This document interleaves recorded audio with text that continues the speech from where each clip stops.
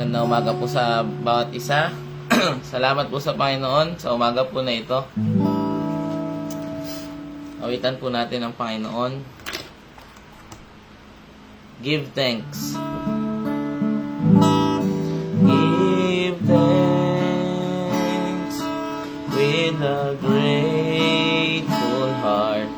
Give thanks to the Holy One. Give thanks because He's given Jesus Christ, His Son. Give thanks with a grateful heart. Give thanks to the Holy One. Give thanks because He's given Jesus Christ, His Son. And now let the weak say, I am strong.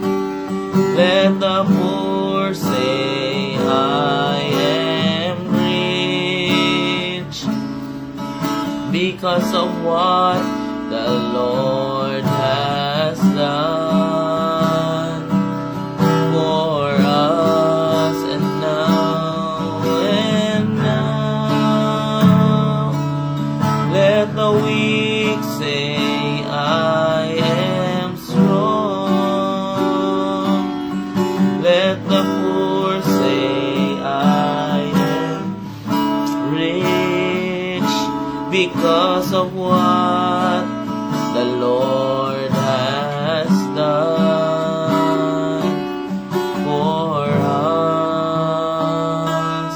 Give thanks.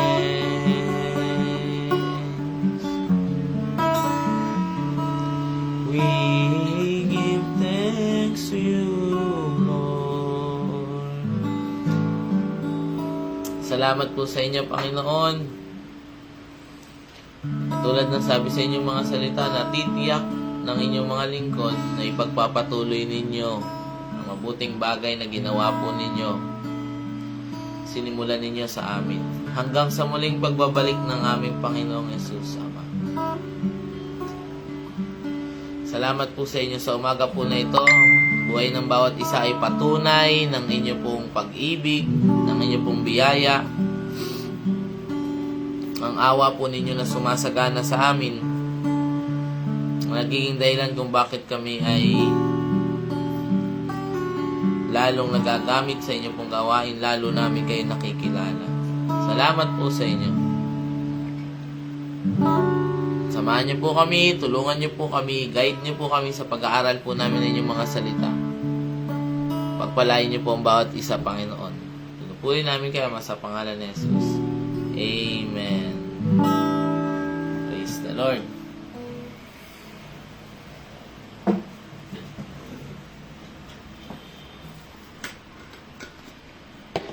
Purihin po ang Panginoon sa umaga po na ito.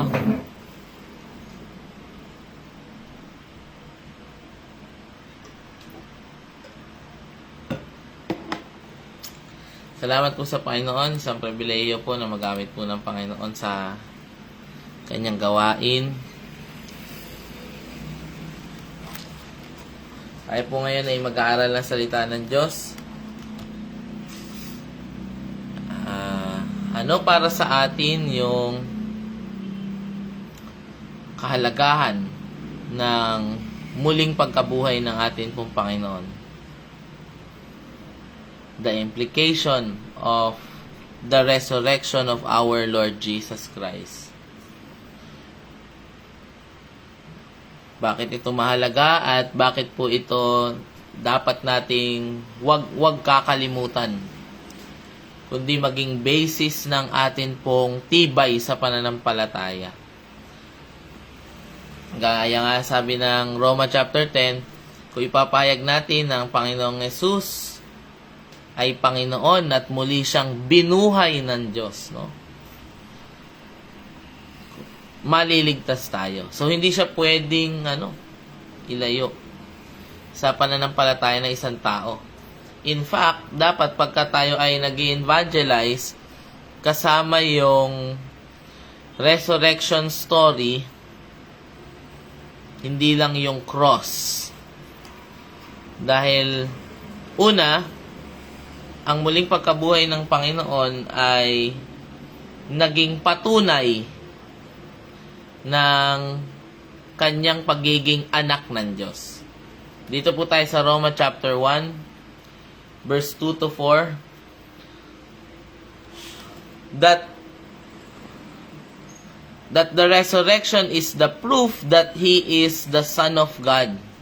Romans chapter 1, verse 2 to 4, sabi po dito, ang magandang balitang ito'y pinangako ng Diyos noon sa pamagitan ng mga propeta at nakasulat sa banal na kasulatan. Ang balitang ito'y tungkol sa kanyang anak, ang ating Panginoong Jesucristo. Sa kanyang pagkatao, yung kanyang pangatawan, His flesh, came from David. Isinilang siya sa lahi ni David. At sa kanyang banal na spirito, o sa ibang salin, through the Holy Spirit, or His Spirit, napatunayang siya ang makapangyarihang anak ng Diyos nang siya ay nabuhay mula sa mga patay.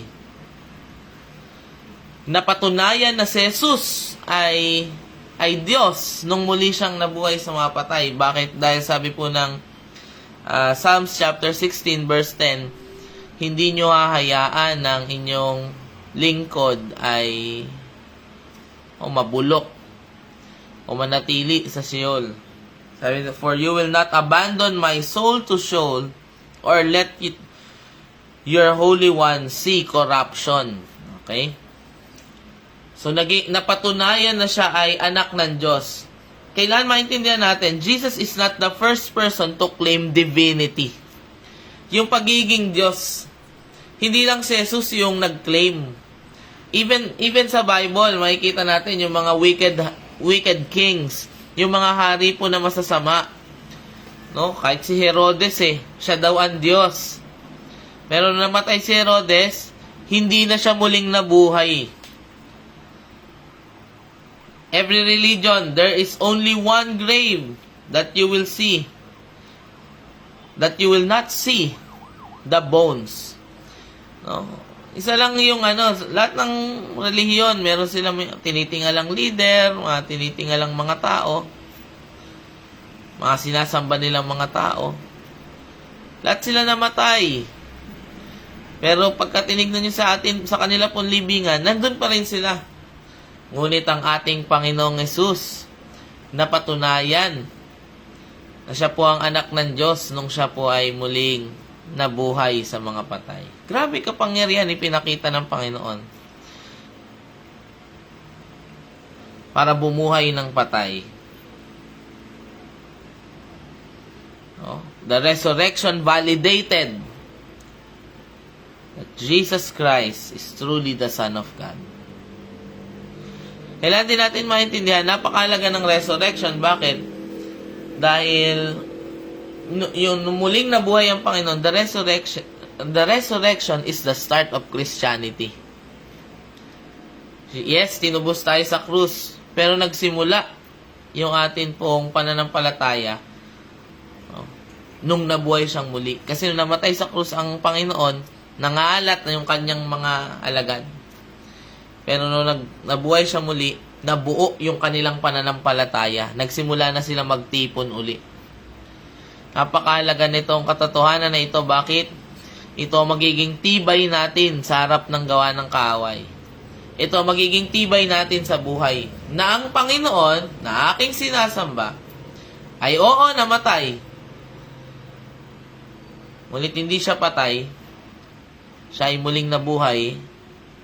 Siya ay makapangyarihan sa lahat, nasa itaas. He ascended and seated on the right hand of the Father. So, una, it is the proof that Jesus Christ is the Son of God. Pangalawa po, the resurrection gave credibility to all other words that Jesus spoke. Yung muling pagkabuhay ni Jesus ay nagpakita sa atin na si Jesus ay maaasahan. Amen po ba? Bakit? I hope we know that Jesus even prophesied His resurrection. Kung hindi po sinabi ni Jesus ng ating Panginoon na, pagkatapos ng 3 araw, itumba ninyo tong templo, itatayo ko. Ang anak ng Diyos ay bibigay sa mga tao makasalanan. Ngunit-muli siyang mabubuhay. If Jesus doesn't prophesy this resurrection, hindi siya nabuhay. Hindi siya mabubuhay. Dahil ang Diyos natin is a prophetic God. Nagsasalita siya ng mga bagay na darating sa hinaharap. At hindi siya pwede magsinungaling. Ang Panginoong Jesus ay hindi pwede magsinungaling. Ibig sabihin, kung tunay na nabuhay ang Panginoong Jesus, pwede na natin asahan lahat ng iba pang sinabi ni Jesus patungkol sa atin. Matthew chapter 17, verse 5 to 9. Mateo 17, verse 5 to 9. Wait.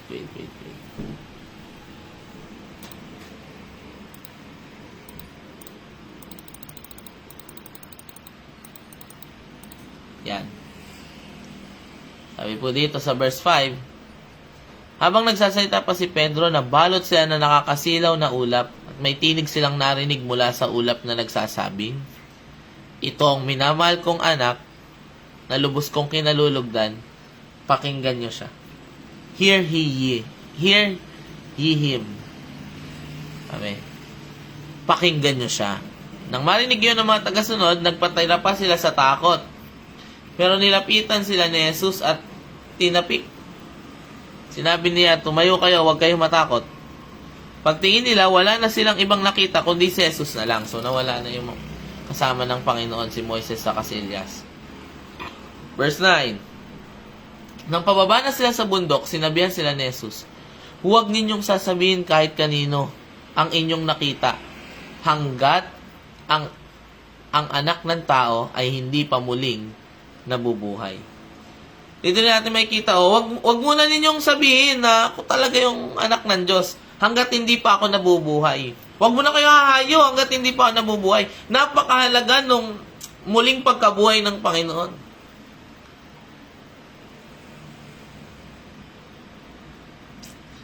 Sabi ng Panginoon, wag muna ninyong ipangaral na sila ay palalayain ko sa kanilang kasalanan. Sila ay patatawarin na hanggat hindi pa ako nabubuhay. Alam niyo po, natutuwa din po ako sa ating Panginoon eh. Di ba tayo minsan, hindi pa natin ginagawa, na ipagmamalaki na natin. Ang Panginoon, He is so humble enough na huwag niyo muna akong anuhin dahil hindi ko pa natatapos yung assignment ko. Minsan pagka tayo, minsan mga bata, utusan. Nagmamalaki na agad, di pa nagagawa. Ang Panginoon, huwag niyo muna ako ipangaral hanggat hindi ko pa napagtatagumpayan lahat ng aking kaaway. At ang huling tinalo ng Panginoon is death.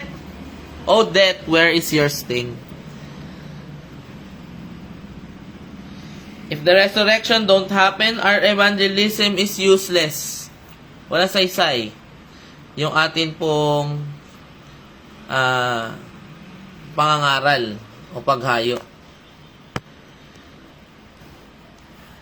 Ngayon, kung yung sinabi ng Panginoon na muli ako mabubuhay ay nangyari, kaya na nating paniwalaan na kayo ang asin at ilaw ng mundo na ito. Na si Jesus, the resurrection and life. Sa muling nabuhay ang Panginoon, sabi ng Panginoon, sa John chapter 11, muli ko ring bubuhayin yung mga sumasampalataya sa akin. Kaya na nating paniwalaan yon. Hindi ko po alam kung gaano katindi po yun para sa inyo. Biruin niyo po may magsasabi sa inyo, in 3 days mabubuhay ako. Nangyari. Talagang masasabi ko na hindi sinungaling yung tao. Ang Panginoon, it's not that he doesn't lie. Hindi yung hindi siya nagsisinungaling. Kundi lahat kasi nung lalabas sa bibig niya, kaya niyang gawin. Minsan kasi, ang pagsisinungaling ay pagsasabi ng mali o hindi tama o kasinungalingan. Hindi totoo. Ngunit ang Panginoon, hindi siya hindi nagsisinungaling. Bakit? Kasi lahat ng kanyang sasabihin, kaya niyang gawin. For example, sasabihin ng iyong kaibigan, "Oy, lilibre kita sa Jollibee bukas." Bukas hindi niya nagawa. Pwede rin natin masabi na nagsinungaling siya o hindi niya natupad yung kanyang sinabi. Ang Panginoon, lahat nung lalabas sa kanyang bibig, He is able, His power will support every word na lalabas sa kanyang bibig. Kaya yung muling pagkabuhay ng Panginoon ay maging tibay dapat natin na lahat ng sinabi ng Panginoon, ay kaya na nating paniwalaan. Pagkatanong, ba't ka naniniwala sa Panginoon na itataas ka niya? Sabi nga ng Panginoon, muli siya mabubuhay, nagawa niya Meron dito isang verse, for example po. Job chapter 22 verse 29, napakaganda po nito. Kung may taong nanghihina, at kung idadalangin mo sa Diyos na palalakasin siya, tutulungan niya ang taong iyon. Pati ang taong nagkasala ay ililigtas niya sa pamagitan ng buhay mong matuwid. Kaya na nating paniwalaan na kung merong kapatiran na nanghihina, kayang buhayin ulit ng Panginoon yung pag-ibig niyon. Meron tayong kapatiran na hindi na dumadalo, kaya ulit buhayin ng Panginoon yung spiritual life niya. Meron tayong mga prayer life na patay na, kaya ulit buhayin ng Panginoon yun. Meron tayong mga relasyon na nasira na, kaya ulit ayusin ng Panginoon. Kaya na natin paniwalaan lahat ng bagay. Number 3.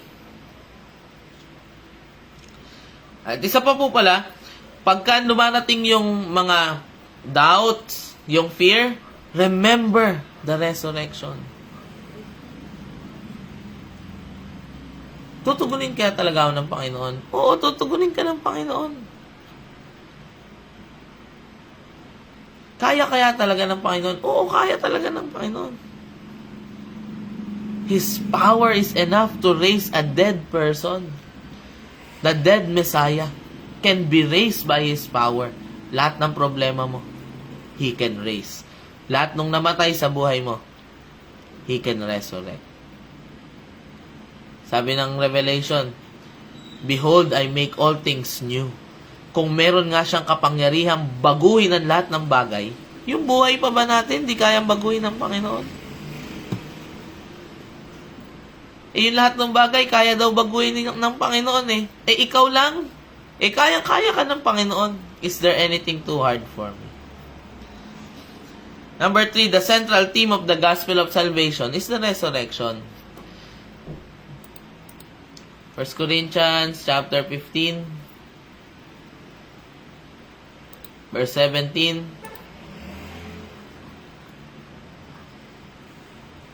At kung si Kristo hindi muling nabuhay, walang silbi ang inyong pananampalataya. At hindi pa kayo napapatawad sa inyong mga kasalanan. Nung muli po kasing nabuhay ang Panginoon, umakyat siya sa langit, dala ang kanyang dugo. Upang malinis po tayo. Isa pa po, kung hindi po nabuhay ang Panginoon, ibig sabihin, in His life here on earth, nagkasala si Jesus. Tindi nun. Sabi po hindi nagkasala ang Panginoon. Ngayon, kung hindi siya nabuhay, baka nagkasala ang Panginoon. Because, the wages of sin is death. Sabihin, He is also worthy of death. Kung hindi nabuhay ang Panginoon, wala saysay pa. Bakit pa nag-church? Wala naman palang kapatawaran ng kasalanan. Kung hindi nabuhay ang Panginoon, hindi naging sapat yung nangyari dun sa krus. Kung nagkaroon siya ng, kung yung dugo niya ay nabahira ng kasalanan. So, yung tibay ng ating pong pananampalataya ay nandun sa muling pagkabuhay ng Panginoon. Tinubos tayo ng Panginoon sa krus at it proves na tama yung ating pananampalataya nung nabuhay siyang muli. Tutuloy ko na ito po. Number 4, it established the victory of Christ over sin, Satan, death, and the grave. It established the victory of our Lord Jesus Christ over sin, Satan, death, and the grave. Sabi na Roma chapter 6 verse 1 to 11, shortcutin ko na po. Wala na yung kapangyarihan ng kasalanan. Namatay na tayo sa kasalanan. Sige na nga, basahin na rin natin. Chapter 6, shortcutin na lang natin. Dito na tayo sa verse 5, 6:5, sabi dito. At kung nakasama tayo sa kanyang kamatayan, tiyak na mabubuhay tayong muli, tulad na muli niyang pagkabuhay. Alam natin, kasi nung tayo daw po ay nilibing, tayo daw po ay binautismuhan, namatay tayong kasama niya. Alam natin na dati nating pagkatao ipinako na sa krus kasama ni Kristo para mamatay. Kaya hindi na tayo dapat alipinin pa ng kasalanan sapagkat ang taong patay na ay malaya na sa kasalanan. At kung namatay tayong kasama ni Kristo, naniniwala tayong mabubuhay din tayong kasama niya sapagkat alam nating si Kristo ay muling nabuhay at hindi na muling mamamatay. Wala nang kapangyarihan sa kanya ang kamatayan. Wala nang kapangyarihan sa Panginoon. Meron na siyang victory over death. Victory over sin. Tinalo ng ating Panginoong Hesus ang kasalanan in the physical, in his flesh. Kaya nga po, pagka nakakakita tayo ng kasalanan sa buhay ng isang tao, pagkilos ng kaaway, kamatayan, even death, at maging yung grave, yung pagpunta sa impyerno, no? Namatay ang Panginoon, kinuha niya yung susi ng Hades, umakyat ang Panginoon, pinatunayan na pati dun sa kabilang buhay, ako ang tagumpay. His dominion is over sin, Satan, death, and the grave. Kaya nakita mo yung kamag-anak mo, lugmok sa kasalanan, kaya yan talunin ni Jesus. Ginagawa ng masama ng kaaway, kailan maintindihan po natin, hindi lang dapat natin malaman that Jesus has power over sin.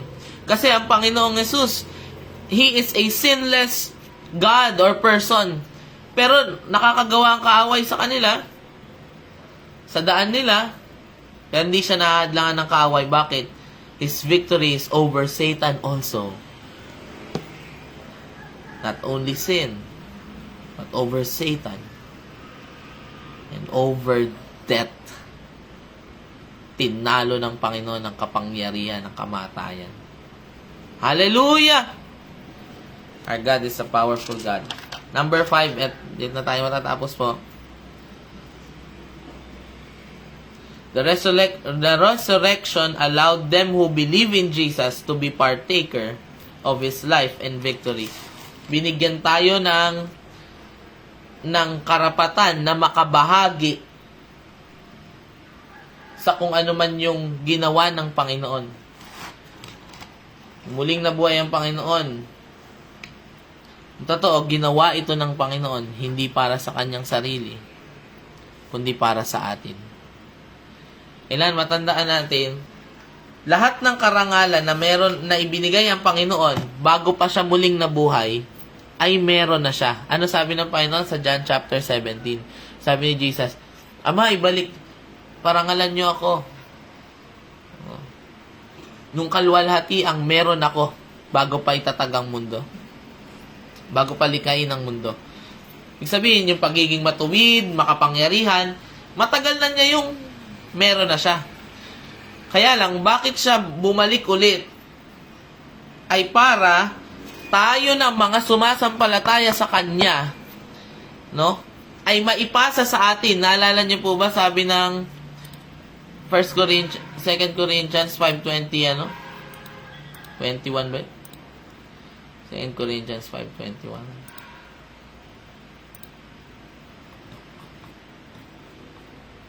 Kailan may hindi nagkasala si Kristo, ngunit aling-alang sa atin itinuring siyang makasalanan para sa pamagitan niya may turing tayong matuwid ng Diyos.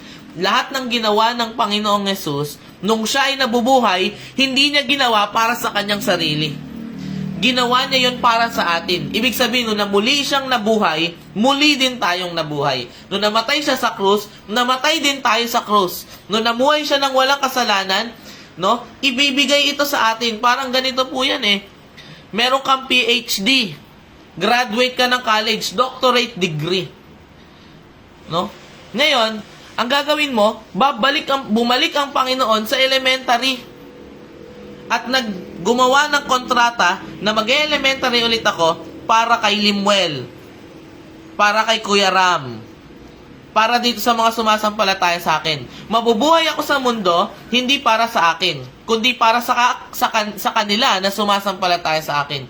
Ipinasa ng Diyos lahat ng level, elementary, high school, college, no? Doctorate degree. Tapos ipinatawag ka. Oh, eto na yung diploma mo. Ha? Hindi po akong gumawa nito. No? Si Jesus. Natin makikita yung biyaya ng Panginoon. Napakatibay. At alam niyo po, you can never walk in power without always meditating that Jesus Christ raised from the dead. Hindi ka makakalakad sa kapangyarihan. Kasi pagka nakatingin ka dun sa lalaki na may naka-wheelchair, dun sa tao na lumpo, ang naglalaro dapat sa isip mo sa tindi ng kapangyarihan, if yung kapangyarihan na raised Jesus Christ from the dead, sa pangalan ni Jesus, by the power that raised Jesus Christ from the dead, rise up and walk. Yung tindi ng kapangyarihan ng Panginoon. No? Hindi ito sa, tumayo ka dahil nag-fasting ako. Tumayo ka dahil ako ay matuwid na tao. No. This is grace. At ipinatunayan sa atin. Siguro wala na mas tindi pang himala na nakikita. Una, syempre, sa kaligtasan. Pangalawa, yung isang taong patay ay muling nabuhay. Ipinakita sa atin, the basis of our confidence is that Jesus Christ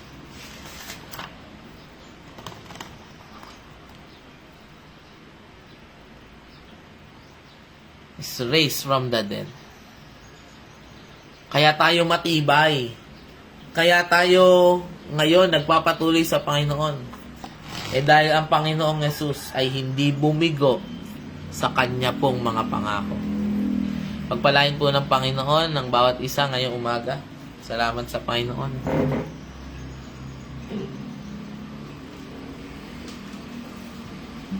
Naalala ko po nung kami ay bata, nakagawian na bago mag-pray sa may sakit, bago mag-pray ng himala, o yung mga tao na nangihingi ng prayer, pinapatanggap muna lagi ni Lolo.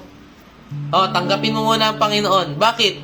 Alam ng Lolo, Pastor Leopoldo Masaredo, and even Reinhard Bonnke, yung mga nauna sa atin, si Billy Graham, itong mga evangelists, they know, bago sila mag-perform ng miracle, kailan may pangaral muna na si Jesus muling nabuhay sa mga patay.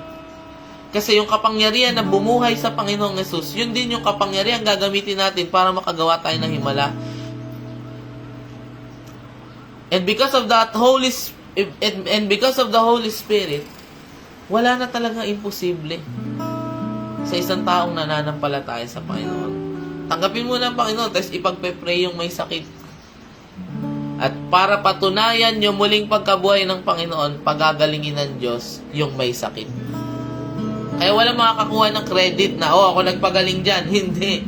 Nais kong malaman ninyo na si Jesus na inyong ipinako sa krus ang nagpagaling sa lumpo na ito. Bakit? Dahil si Jesus na inyong pinakong namatay, ay nabubuhay ngayon. Amen. Hallelujah. Purihin kayo, Panginoon. Buhay na Diyos. Jesus is alive.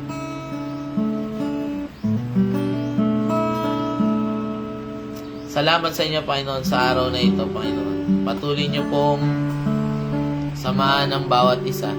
At ang katotohanan na muli po kayo na buhay, Panginoon. Dalangin namin, Panginoon, pagka dumadating yung mga pagsubok, yung kahirapan, yung sitwasyon sa buhay, yung doubts, Lord, paalala niyo muli sa amin kung paano kayo naging tapat sa inyo pong mga salita at mga pangako. And now, let the weak say, I am strong. Let the poor say, I am rich, because of what the Lord has done for us. Give thanks. We want to give thanks, Lord. Samahan niyo patuloy ang aming leaders, ang Pastor Joseph Masaredo, ang Bible School, ang Doro Faith Centro, Panginoon, ang mga district supervisor, Panginoon, mga teacher ng Bible School, ang mga kapastoran, Panginoon, ang mga gawain na ipinagkatiwala niyo po sa amin, ang mga manggagawa, Panginoon, mga magulang at mga bata. Patuloy niyo pong ingatan at samahan at pagpalain. Patuloy po kayong kumilos, Panginoon, sa buhay po namin. Makita namin ang kadakilaan at kapangyarihan po ninyo. Salamat po, Ama. Pinupuri po namin kayo sa pangalan ng Panginoong Jesus. Amen. God bless po sa bawat isa. Purihin po ang Panginoon.